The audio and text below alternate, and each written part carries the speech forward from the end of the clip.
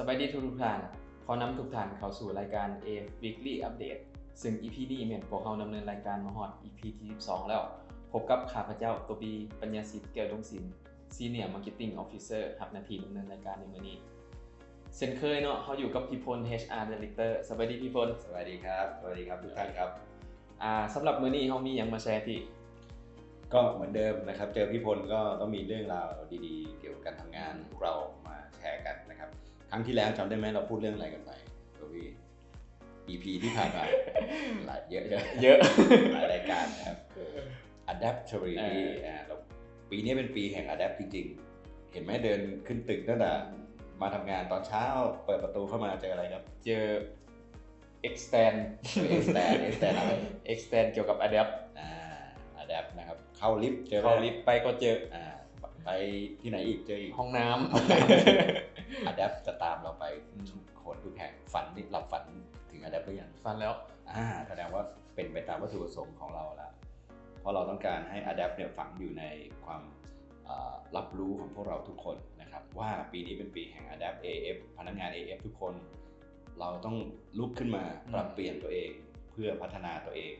ให้ทันกับการเปลี่ยนแปลงนะครับซึ่งคราวที่แล้วเราพูดเรื่องนี้กันไปคราวนี้มันจะเป็นเรื่องต่อเนื่องเป็นadapt นี่เป็นหนึ่งใน core value จำได้ใช่ไหม1 ใน 9 LC Capital ตัวย่อของเราตัวที่พอเราทำ adapt ตัวที่จะต่อเนื่องจาก adapt แล้วมันจะทำให้การ adapt เนี่ยมัน success ก็เป็น core value ตัวที่2วันนี้เราจะมาคุยเรื่องของ continuous improvement แปลว่า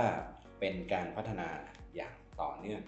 นั่นเองหลังจากเปลี่ยนแปลงตัวเองแล้วก็ต้องพัฒนาอย่างต่อเนื่องด้วยจึงจะทำให้การเปลี่ยนแปลงนั้น success นะครับทีนี้พัฒนาอย่างต่อเนื่องหรือ continuous improvement เนี่ยวันนี้เราจะมาบอกเทคนิคในการที่เอาไปทำและใช้ได้ทันทีหลังจากจบ EP นี้นะครับโดยวิธีการทำ continuous improvement นั่นก็คือเราต้องรู้หาตัวเองให้ได้ก่อนนะครับว่าปัญหาหรือสิ่งที่เราจะพัฒนาหรือปรับแก้ตัวเองคือเรื่องอะไรอย่างวันนี้ตัวบี้ถ้าถามตัวบี้มีสักตัวอย่างที่คิดว่าตัวบี้จะต้องพัฒนาขึ้นตอนนี้เหรอครับอยากจะพัฒนาเรื่องการสื่อสารที่ดีแล้วก็การทำงานร่วมกับผู้อื่นให้ดีขึ้นอันนี้เริ่มปรับตัวแล้วadaptมาแล้วนะเพราะนั้นมันเป็นประเด็นปุ๊บเนี่ยสิ่งที่เราต้องทำคือสิ่งแรกเราหาแบบนี้แบบตัวบี้ดีมากเลยนะครับหาให้เจอว่าเราจะadapt อะไรเราจะปรับอะไรนะครับเมื่อเรารู้แล้วเนี่ยหลังจากนั้นเราจะมา improvement แบบต่อเนื่องนะครับสิ่งที่จะต้องทำก็คือเราใช้หลักเครื่องมือตัวหนึ่งเราเรียกว่า PDCA นะครับตัวย่อตัว P ตัวแรกเนี่ยก็คือ plan หลังจากรู้แล้วเราจะปรับอะไรเมื่อสักครู่เลยจะปรับเรื่องการสื่อสารโดยการสื่อสารนะครับให้ดีขึ้นใช่ไหมเราก็มาวางแผนว่าแล้วตัวบี้จะมีแผนในการปรับเรื่องการสื่อสารยังไงจะเกิดขึ้นวันนี้ไปจนถึงเดือนหน้าใช่ไหมนะครับกำหนดแผนให้ชัดแผนที่ดีก็คือแผนที่ต้องมีว่าเราจะแอคชั่นอะไรเราจะทำกิจกรรมแบบไหนนะครับแล้วจะเสร็จสิ้นเมื่อไหร่ไอ้สำคัญมากเลยคือว่าแผนเนี่ยต้องมีวันสิ้นสุดเพื่อจะได้ติดตามได้แผนอะไรก็ตามไม่มีวันสิ้นสุดหรือดิวเดทแปลว่าแผนนั้นยังไม่ใช่แผนจริงๆต้องมีเรื่องบัดเจ็ตอีกที่ไม่เกี่ยวแต่communication ยังไม่ต้องใช้บัดเจ็ตก็ได้มันเป็นเรื่องตัวเองที่จะปรับปรุงนะครับหลังจากเราได้แผนแล้วว่าสมมุติตัวบี้บอกว่าภายใน1 เดือนตัวบี้จะพัฒนาเรื่องการสื่อสารให้ดีขึ้นกับคนร่วมงานกับเพื่อนร่วมงานโดยสิ่งที่ตัวบี้ต้องทำ day 1คือแผนของตัวบี้ก็คือ1อาจจะลองฝึกหน้ากระจก5 วันอย่างสมมตินะฮะพูดกับตัวเอง5 วันมองกระจกไป2ฟังพอดแคสต์เยอะๆ2 วัน3 วัน1 อาทิตย์ก็ว่าไปเนี่ยมันเป็นตัวอย่างของการ improve เราทำหลังจากนั้นตัวที่2ก็คือดีตัวดีนั่นคือตัวดูก็คือลงมือทำจริงหลังจากเราวางแผนเสร็จเมื่อว่าเราจะพูดหน้ากระจกเพื่อทดสอบการสื่อสารตัวเองดูบุคลิกตัวเอง2เราจะฟังพอดแคสต์ลงมือทำจริงหรือยังทำเลยนะครับตัวที่3คือ C ตัวเช็คก็คืออะไรหลังจากได้ลองพูดหน้ากระจกแล้ว สื่อสารทดลองกับเพื่อนๆแล้วก็ได้ฟังพอดแคสต์เทคนิคต่างๆเรื่องการสื่อสารแล้วเราลองเช็คซิว่าสมมตินั่งอยู่ข้างเพื่อนสักคนเฮ้ยฉันจะเล่าเรื่องนี้ให้แกฟังหรือฉันจะพูดพรีเซนต์เรื่องนี้ให้แกฟังช่วยบอกตรงๆหน่อยได้ไหมว่าเราพูดรู้เรื่องหรือเปล่าอันนี้เช็คแบบย่อยๆเขาเรียกว่าเช็คใช้จริงแล้วก็ขอฟีดแบ็กจากเพื่อนประมาณนั้นยังไม่ได้ไปวงกว้างแอคชั่นตัวสุดท้ายตัว A ไอตัวนี้แหละเป็นตัวที่หลังจากมั่นใจเพื่อนบอกเฮ้ยโตบี้นายพูดดีขึ้นนะนายสื่อสารได้ดีขึ้นแล้วนี่ไอตัวสุดท้ายคือแอคชั่นตัวนี้แหละคือตัวที่เราจะไปลงสนามจริงอย่างเช่นโตบี้มีประชุมกับฝ่ายอื่นนะฝ่าย HR ประชุมภาพใหญ่แล้วโชว์กลยุทธ์โชว์แผนร่วมกันว่าจะทำปีนี้จะทำยังไงโตบี้ได้รับมอบหมายให้พรีเซนต์นั่นคือเวทีที่โตบี้ต้องแอคชั่นเลยเพราะเป็นเวทีใหญ่แล้วที่จะต้องพรีเซนต์หรือต้องพรีเซนต์ท่าน CEO โตบี้ก็ขึ้นพรีเซนต์ได้อย่างเงี้ยโตบี้จำได้ไหม PDCA คืออะไรPDCA มี plan D do C check แล้วก็ A action โอเค PDCA plan do check action ตัวอีกทีนะ plan ก็คือวางแผนนะครับมี due date ทุกคนทำแผนงานจะต้องมีวันสิ้นสุดวันครบกำหนดเพื่อจะได้ติดตามได้นะครับdo ก็คือลองทำแผนให้ได้เนี่ยว่าเราจะทำ1 2 3 4 5จัด priority แล้วก็ลงมือทำจริงแต่ยังไม่ต้องทำแบบสนามใหญ่เอาทำแบบสนามย่อยก่อนหลังจากนั้นเราก็เช็คว่าไอ้ที่เราทำเนี่ยมันเริ่ม improve หรือยังพัฒนาขึ้นหรือยังหลังจากนั้นจึงไปลุยเลยถ้าพร้อมแล้วส่งสัญญาณเช็คเรียบร้อยแล้วว่าดีขึ้นแล้วลุยเลยนะครับแต่ลุยแล้วไม่ต้องห่วงนะฮะมันก็ยังมีข้อผิดพลาดอยู่ก็ไอ้นั่นเอามาปรับปรุงมาตั้ง PDCA ตัวใหม่ทำเป็นวงจรแบบนี้มันเขาเรียกว่าเป็น improvement system นี่นะมันจะเป็น system มันจะเป็นวงจรถ้าเมื่อไหร่ก็ตามเราคิดแบบนี้มันจะเป็นคิดแบบมีระบบเราสามารถเอาวงจรนี้หมุนไปเรื่อยๆเรื่อยๆเราเรียกว่า continuous improvement เป็นไงตัวบี้เทคนิควันนี้คือว่าเป็นเทคนิควิธีการที่เราสามารถเอาไปใช้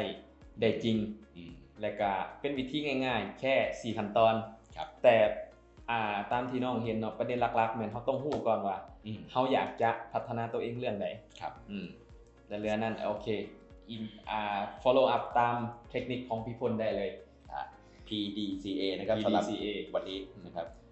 แล้วเจอกันใหม่ใน EP หน้านะต้องขอบใจพี่พลหลายๆที่มอบเทคนิคดีๆนี่ให้กับพวกเราครับขอบใจพี่พลขอบใจครับสวัสดีครับเข้ามาต่อกันในช่วงที่2เนาะกับเรื่องราวการอัปเดตการเคลื่อนไหวต่างๆภายใน AF ของพวกเราซึ่งมื้อนี้เราอยู่กับไอเจมเนาะสบายดีไอเจมสบายดีตัวบี้โดยมื้อนี้เรามีเรื่องราวยังมาอัปเดตได้แน่นอนมื้อนี้เส้นเก่าเส้นเคยมี5เรื่องที่1ก็คือกลุ่มบริษัท AIF ได้มอบเงินจำนวน300 ล้านกีบสุกยูกองประชุมใหญ่ครั้งที่10ขององค์คณะพรรคกระทรวงศึกษาธิการและกีฬาพิธีมอบรับการสนับสนุนในครั้งนี้จัดขึ้นในวันที่2กันยายนที่ผ่านมาที่สำนักงานกระทรวงศึกษาธิการและกีฬาให้เกียรติมอบโดยท่านปริญญาเอกฤทธิกรภูมิทรัพย์ประธานกลุ่มบริษัท AIF จำกัดและกล่าวรับโดยท่านห้องศาสตราจารย์ปริญญาเอกทองสฤทธิ์มังนอเมฆเลขาธิการศูนย์การพรรคเลขาคณะบริหารงานพรรครัฐมนตรีกระทรวงศึกษาธิการและกีฬาต่อมาเป็นท่านกิ่งมโนพรหมมหาไสยคณะประจำพรรครองรัฐมนตรีกระทรวงศึกษาธิการและกีฬาต่อมาเนาะเป็นท่านนางทิพกรจันทวงศ์รองประธานอาวุโสกลุ่มบริษัท AIF จำกัดและท่านรัตนมณีคุณมีวงศ์รองประธานอาวุโสกลุ่มบริษัท AIF จำกัดพร้อมด้วยพนักงานที่เกี่ยวข้องเข้าร่วมเป็นสักขีพยานผู้บอกว่าการกระทรวงศึกษาธิการนี้เพิ่นมีการทำเรียนศึกษาและการกีฬาเงินตัวนี้เพิ่นเอามาแบบว่ากองประชุมสุกยูแบบว่าอัปเดตการเรียนการสอนเนาะในทั่วประเทศลาวแล้วก็เรื่องกีฬาก็ยังว่ามีเกี่ยวกับกีฬาอาเซียนกีฬาแห่งชาติเพิ่นก็สินี่แหละกองประชุมซึ่งกลุ่มบริษัทเฮาได้สุกยูเนาะเรื่องที่2ก็คือหลักสูตร AIF Smart Leader Program เริ่มฝึกอบรมอย่างเป็นทางการคือวันที่12กันยายนกลุ่มบริษัท AIF ได้เปิดการฝึกอบรมหลักสูตร AIF Smart Leader Program อย่างเป็นทางการโดยเริ่มต้นด้วยหลักสูตร ทบิดเนาะอาทิตย์ผ่านมาคือ think like business leader ผู้บ่แปลว่าหยัง think like business leader คิดแบบผู้ประกอบการแม่น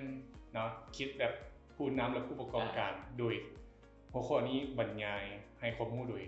ฐานปริญญาเอกฤทธิกรภูมิศักดิ์ประธานกลุ่มบริษัท AIF ของพวกเขาซึ่งหลักสูตรดังกล่าวเป็นการถ่ายทอดความรู้และประสบการณ์อันมีคุณค่าพร้อมแนวคิดทิศทางคิดแบบผู้นำธุรกิจจากท่านประธานเองเนาะมาแบ่งปันให้กับพนักงานระดับผู้บังคับบัญชาซึ่งวันที่18กันยาจะมีฝึกอบรมในหลักสูตร Financial for Leader โดยในทานปริญญาเอกสมบูรณ์มโนลมเนาะซึ่งจะจัดในวันที่18นี้เวลาก็คือ 3 โมงตอนบ่ายเนาะถึง 6 โมงสถานที่เป็นห้องประชุมใหญ่ชั้น9ของตึกธนาคาร BIC นี่เองว้าวคักดีเนาะแต่ละหัวข้อเบิ่งและเรื่องที่3ที่จะมาอัปเดตก็คือบริษัท BVAC ลาวและ Lao National Single Window เปิดสำนักงานใหม่ในวันที่11กันยาผ่านมาบริษัท BVAC ลาวจำกัดและ Lao National Single Window ได้จำกัดได้เปิดสำนักงานใหญ่เป็นทางการอยู่ตึกธนาคาร BIC นี่เองอยู่ชั้น5ซึ่งสถานที่นบ้านพลสะอาดเมืองไซเซธานครหลวงเวียงจันทน์งานเปิดสำนักงานได้รับเกียรติจากปริญญาเอกทานปริญญาเอกฤทธิกรภูมิศักดิ์ประธานกลุ่มบริษัท AIF เป็นประธานเปิดโดยมีทานนางกิ่งพงเงินภูมิศักดิ์ CEO ของกลุ่มบริษัท AIF และคณะผู้บริหารรวมถึงพนักงานของกลุ่มบริษัท AIF เข้าร่วมแน่นอนว่าการเปิดงานครั้งนี้มันบรรยากาศเต็มไปด้วยความอบอุ่นและความรู้สึกยินดีตัวบี้ได้เห็นบ่ไปมาแล้วก็ได้เข้าร่วมงานบ่ห่วงอ๋อโดยงานบรรยากาศรู้สึกอบอุ่นดีแน่นอนเนาะ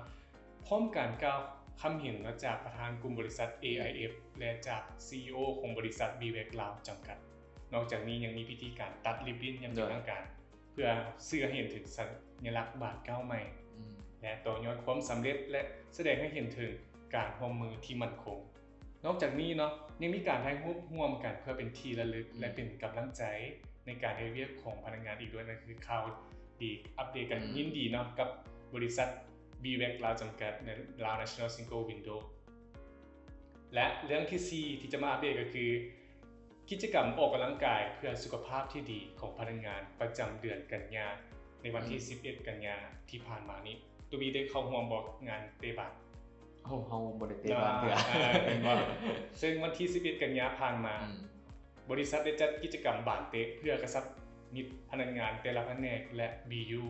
บรรยากาศเต็มไปด้วยความม่วนซื่นสามัคคีมีน้ำใจนักกีฬาและเฮ็ดให้สุขภาพแข็งแรงถ้าผู้ใดแบบบ่ได้เข้าร่วมในครั้งนี้เนาะเตรียมและตัวบีนะครั้งหน้าก็จะมีกิจกรรมอื่นก็คือวันที่19กันยายนที่จะมานี่มันมีตีดอกแมนยูสกาล่าอยู่เวียงเจริญนี้ซึ่งเริ่มจาก 7:00 นถึง 9:00 นขอเชิญไอ้น้องพนักงานตัวบีเจมเองถ้ามีเวลาว่างสิเข้าร่วมในงานครั้งนี้เนาะก็ยังเชิญไอ้ทุกคนเนาะนั่นก็คือเรื่องราวอัปเดตเรื่องที่4มื้อนี้เรื่องที่5ตื่นเต้นก็คือกิจกรรมถ่ายรูปกับป้าย Adapt หมายความว่าจังได๋นะขอเชิญชวนพนักงานทุกคนมาถ่ายรูปร่วมกิจกรรมกับป้าย Adapt รุ่นรับรางวัลจำนวน20รางวัลมูลค่ารางวัลแต่ละอันนั้นนะ 50,000 กีบโดยอันที่1วอลเชอร์บัตรเติมน้ำมัน10รางวัลนะเติมอยู่ประจำอันที่2วอลเชอร์เครื่องดื่ม10รางวัลคือ20รางวัลนี้แต่ละบัตร 50,000 เนาะในการเป็นเลขของรางวัลกติกา1ถ่ายรูปร่วมกับป้าย Adapt ที่ว่ามีอยู่ในตึก BAC นี้อยู่ใส่ก็ได้2ป้ายที่เฮามักนะบวกความหมายตัวอย่างเนาะยอมรับการเปลี่ยนแปลงบวกความหมายว่าเป็นหยังป้ายนี้มีความหมายว่าจังได๋ให้เฮาอธิบายมาตัวที่เฮามักเนาะและข้อความที่โดนใจกรรมการหลายที่สุด20อันดับซึ่งช่องทางการส่งเข้าประกวดเนาะเป็นส่งเข้าทางกลุ่ม WhatsApp SQ